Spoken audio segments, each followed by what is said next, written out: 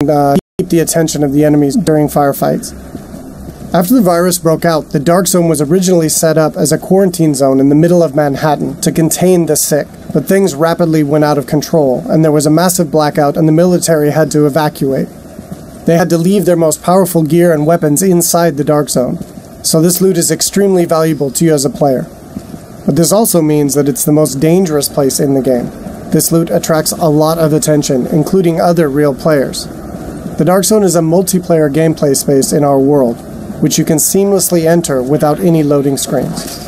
Outside of the Dark Zone, you can play in teams of up to 4, but once inside, you can decide to collaborate with other agents or betray them, kill them, and take their loot. As we climb the wall to enter, you can see the UI starts to cut out, because once inside the Dark Zone, we lose our connection to the outside world. And this area is highly contaminated, so we can see the players put on their masks to protect themselves from the virus, and then they're set to go.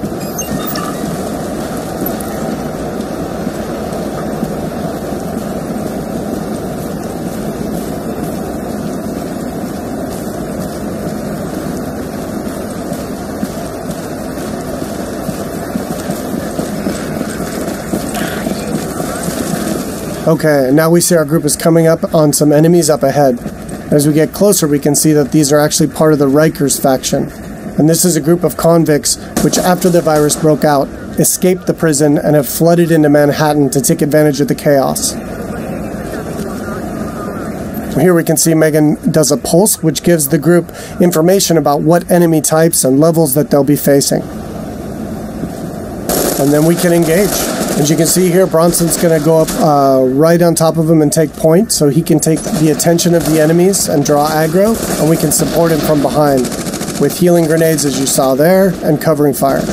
Using covers in the divisions is really important. You're going to be seeing the agents here as they move around flanking the different enemies, moving cover to cover, using height elevation to their advantage, and really trying to make sure that you're not exposed at any time, because when you're out of cover, you take a lot of damage from enemies.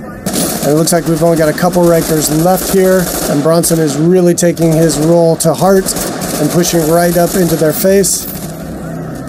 And they've cleared him out. And here you can see Bronson's actually been a little bit too hardcore on this, and he's in what we call the down state. So since they're playing in a group, Ryan can head over and actually revive him so he doesn't die and need to respawn and run back to his group, and he can get right back into the action. And here we can see that Ryan's actually found a loot crate. And he's gotten extremely lucky and has gotten a legendary drop. But as we can see, it's actually contaminated. All gear and weapons in the Dark Zone are contaminated, and they need to be extracted before they can be actually equipped by the players or agents in the game.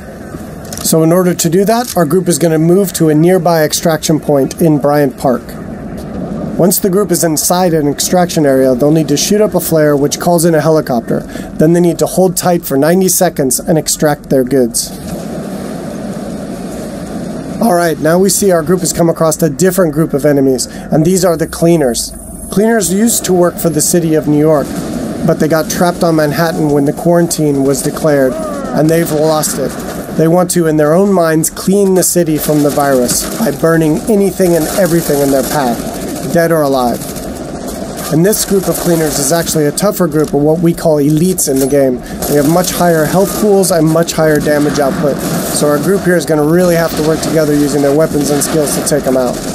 Of course, they drop much better loot and give a lot higher experience. We got Ryan seems to have moved up to a kind of a bad cover position here. He's taking damage from the right, and he's got a grenade coming in and he needs to move, and he's too slow. So he's going to need to top himself off with a nice self-heal. Alright, so now we've dealt with the cleaners and we can move on towards the extraction area. But it looks like our group is not alone, and another group of players is in the same extraction area. In the Dark Zone, it's very important to find out player intention relatively quickly, whether or not they're a friend or foe. But it looks like these two are not interested in engaging, so our group's going to continue on and try to get that legendary weapon out. Extraction detected. Proceed with caution. Another team of agents has actually started an extraction, and our group is going to move to investigate.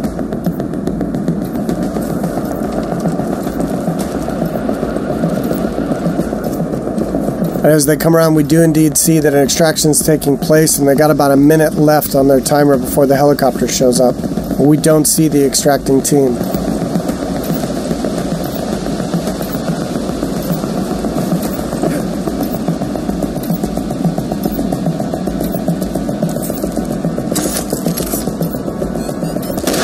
Oh, here we see that the extracting team actually got the jump on our group, and Bronson's been quickly down, and since they engaged on us, they have now been flagged as rogue, which puts a big bounty on their back for a certain period of time.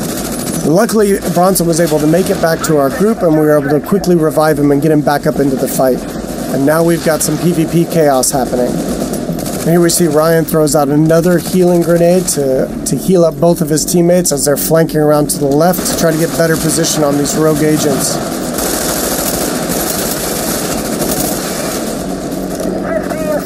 Alright, we see Megan's going to throw out another pulse, which really gives us good positioning on their locations.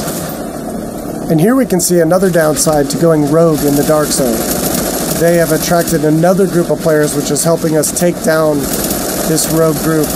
And there we go. And of course, when you die in the dark zone, you drop any contaminated gear that you're currently carrying. It looks like the two groups now can divvy up the goods that they got from this rogue group. It looks like they've decided to just take out the new players and take all of the loot for themselves.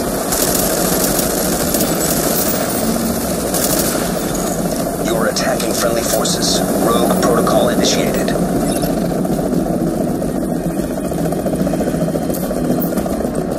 So now in order to secure this loot, to make sure it's theirs, they need to complete an extraction.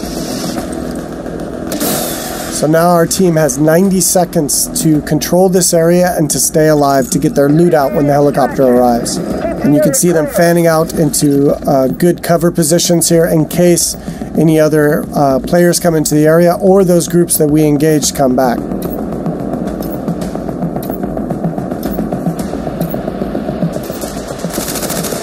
It looks like indeed they do.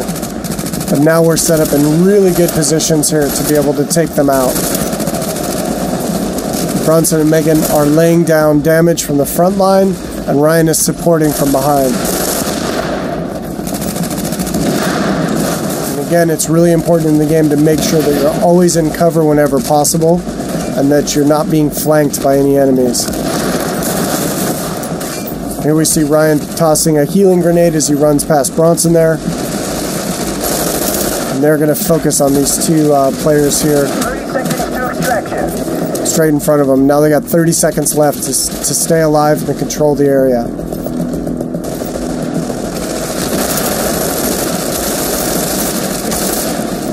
Oh, that was some nice coordination there. It looks like a double kill coming off.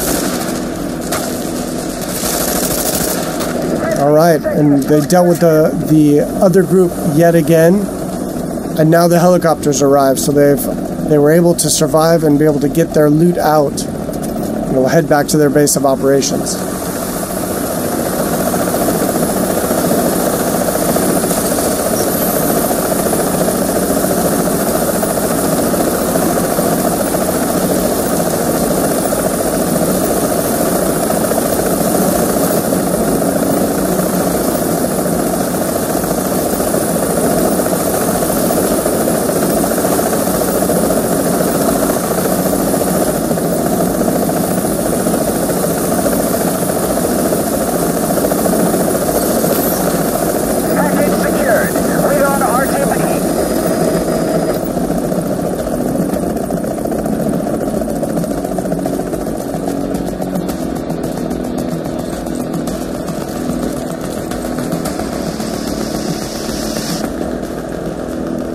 Now we can see the group is still flagged as rogue, and they're a very juicy target for other agents in the area.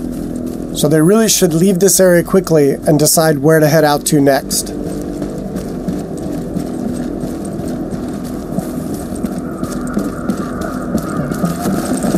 Alright, so that's it for today. I hope you enjoyed a little glimpse into the gameplay inside the dark zone of Tom Clancy's The Division.